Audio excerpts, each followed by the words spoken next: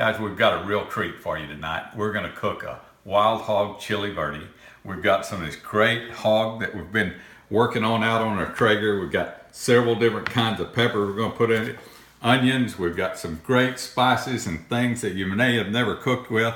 I want you to try this one, see how it comes out. In the meantime, I've got these wonderful beans that we cooked the other night. We're gonna, of course, turn them into frijoles a la chara like we've got on our site and our recipe, and that you'll love that. One of the great things about cooking beans is you can cook them, either freeze them or cool them off, and then use them the next few days and just make your tomatoes and onion mix with it again, and it freshens them up, and they're just as good as they were, maybe better than when you cooked them. All right, guys, we've got our wild hog chili verde going tonight. Look at this wonderful pork that I've got cubed up, and in this pot we're going to add about 1.5 quarts of chicken stock in here and let it boil for a couple hours.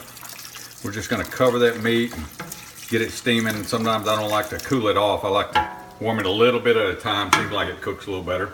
Over in this pot, I've got my frijoles a la chara that we've been cooking.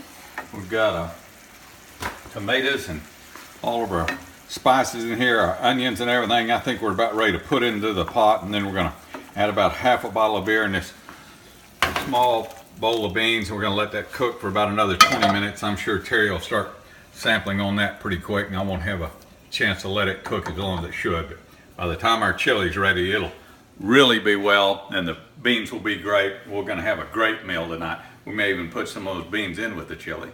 Wanted to show you where we are tonight in the middle of our dish. We've got our frijoles a la chara going, and oh my gosh, they look good. Matter of fact, my wife's already tasted them a few times tonight. We've got some pan we're going to soften a few vegetables in. These are my tomatillas here that are parboiling just a little bit. Going to boil them for about 8 minutes probably. Then I'm going to dice those. And then the back here, we've got our wonderful chicken stock going with our pork in there. It is looking so good. We're just letting it all tenderize here and getting it cooked down.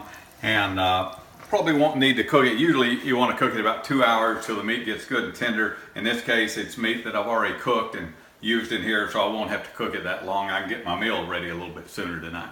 All right, guys, we've got our wild hog chili verde cooking here. We've got our tomatillas in here. We've got our peppers all in here. Fresh chicken stock. All of our meat is good and tender. Just soften those onions a little bit. A lot of times I like to saute them and stuff before I put them in my liquid dishes. That usually makes it cook a little faster and makes it turn out a little bit better. So, all right, guys, we've got a wild hog chili verde tonight that we've been cooking, and then we've got a pot of frijoles a la chara here.